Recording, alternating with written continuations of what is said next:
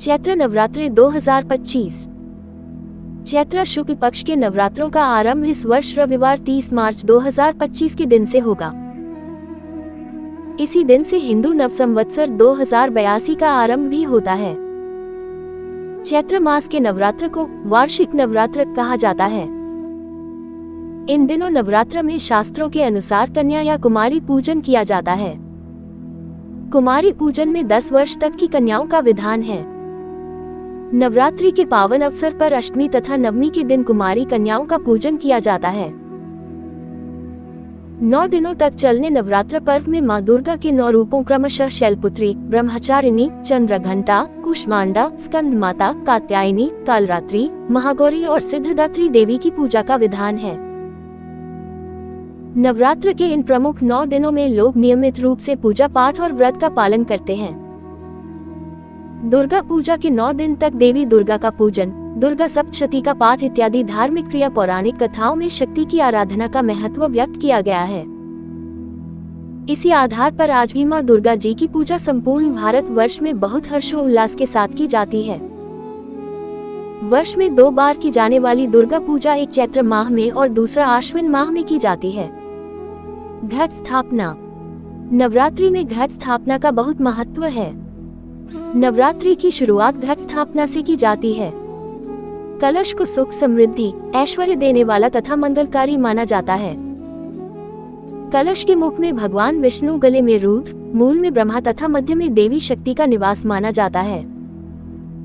नवरात्रि के समय ब्रह्मांड में उपस्थित शक्तियों का घट में आह्वान करके उसे कार्यरत किया जाता है। इससे घर की सभी विपदादायक तरंगें नष्ट हो जाती है तथा घर में सुख, शांति तथा समृद्धि बनी रहती है। सामग्री। जौ बोने के लिए मिट्टी का पात्र, जौ बोने के लिए शुद्ध साफ की हुई मिट्टी जिसमें कंकर आदि ना हो। पात्र में बोने के लिए जौ, गेहूं भी ले सकते हैं। घट स्थापना के लिए मिट्टी का कलश या फिर तांबे का कलश भी ले सकते हैं। कलश में भरने के लिए शुद्ध जल, गंगा जल, रोली, मौली, पूजा में काम आने वाली साबुत सुपारी। कलश में रखने के लिए सिक्का, किसी भी प्रकार का, कुछ लोग चांदी या सोने का सिक्का भी रखते हैं। आम के पत्ते। कलश ढकने के लिए ढक्कन, मिट्टी का या तांबे का। ढक्कन में रखने के लिए साबुत चावल, नारियल, लाल कपड़ा, फूल माला, फल तथा मिठाई, दीपक, धूप, अगरबत्ती। घट स्थापना की विधि। सबसे पहले जौ बोने के लिए एक ऐसा पात्र लें जिसमें कलश रखने के बाद भी आसपास जगह रहे। ये पात्र मिट्टी की थाली जैसा कुछ हो तो श्रेष्ठ होता है। इस पात्र में जौ उगाने के लिए मिट्टी की एक परत बिछा दें। मिट्टी शुद्ध होनी चाहिए। पात्र के बीच में कलश रखने की जगह छोड़कर बीज डाल दें। फिर एक परत मिट्टी की बिछा दें। एक बार फिर जौ डालें। फिर से मिट्टी की परत बिछाएं। अब इस पर जल का छिड़काव करें। कलश तैयार करें। कलश पर स्वस्तिक बनाएं। कलश के गले में मौली बांधें। अब कलश को थोड़े गंगा जल और शुद्ध जल से पूरा भर दें। कलश में साबुत सुपारी, फूल डालें। कलश में सिक्का डालें। अब कलश में पत्ते डालें। कुछ पत्ते थोड़े बाहर दिखाई दे इस प्रकार लगाएं। चारों तरफ पत्ते लगाकर ढक्कन लगा दें। इस ढक्कन में अक्षत यानी साबुत चावल भर दें। नारियल तैयार करें। नारियल को लाल कपड़े में लपेटकर मौली बांध दें। इस नारियल को कलश पर रखें। नारियल का मुंह आपकी तरफ होना चाहिए।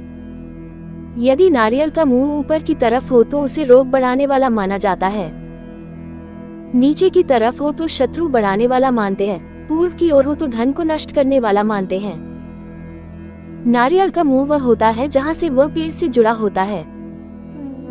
अब ये कलश जौ उगाने के लिए तैयार किए गए पात्र के बीच में रख दें। चौकी स्थापना और पूजा विधि। लकड़ी की एक चौकी को गंगाजल और शुद्ध जल से धोकर पवित्र करें। साफ कपड़े से पोंछकर उस पर लाल कपड़ा बिछा दें। इसे कलश के दाईं तरफ रखें। चौकी पर मां दुर्गा की मूर्ति अथवा फ्रेम युक्त फोटो रखें। मां को चुनरी ओढ़ाएं और फूल माला चढ़ाएं। धूप, दीपक आदि जलाएं। 9 दिन तक जलने वाली माता की अखंड ज्योत जलाएं। न हो सके तो आप सिर्फ पूजा के समय ही दीपक जला सकते हैं। देवी मां को तिलक लगाएं। मां दुर्गा को वस्त्र, चंदन, सुहाग के सामान यानी हल्दी, कुमकुम, सिंदूर, अष्टगंध आदि अर्पित करें, काजल लगाएं। मंगलसूत्र, हरी चूड़ियां, फूल माला, इत्र, फल, मिठाई आदि अर्पित करें। श्रद्धानुसार दुर्गा सप्तशती के पाठ, देवी मां की स्रोत, दुर्गा चालीसा का पाठ, सहस्रनाम आदि का पाठ करें। फिर अग्यारी तैयार कीजिए। अब एक मिट्टी का पात्र और लीजिए, उसमें आप गोबर के उपले को जलाकर अग्यारी जलाए। घर में जितने सदस्य हैं उन सदस्यों के हिसाब से लौग के जोड़े बनाएं। लौग के जोड़े बनाने के लिए आप बताशों में लौग लगाएं, यानी कि एक बताशी में 2 लौग, ये एक जोड़ा माना जाता है। और जो लौग के जोड़े बनाए हैं फिर उसमें कपूर और सामग्री चढ़ाएं और अग्यारी प्रज्वलित करें। देवी मां की आरती करें। पूजन के उपरांत वेदी पर बोए अनाज पर जल छिड़कें। प्रतिदिन देवी मां का पूजन करें तथा जौ वाले पात्र में जल का हल्का छिड़काव करें। जल बहुत अधिक या कम ना छिड़कें। जल इतना हो कि जौ अंकुरित हो सके। ये अंकुरित जौ शुभ माने जाते हैं। यदि इनमें से किसी अंकुर का रंग सफेद हो तो उसे बहुत अच्छा माना जाता है।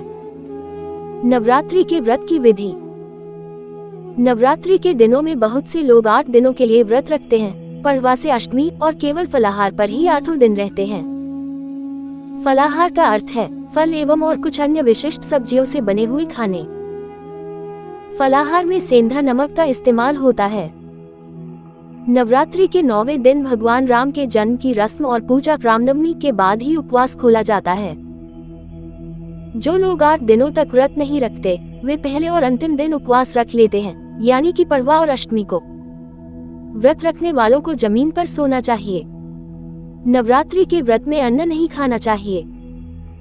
सिंघाड़े के आटे की लपसी, सूखे मेवे, कुटू के आटे की पूरी, समा के चावल की खीर, आलू का हलवा भी ले सकते हैं। दूध, दही, घिया, इन सब चीजों का फलाहार करना चाहिए और सेंधा नमक तथा काली मिर्च का प्रयोग करना चाहिए।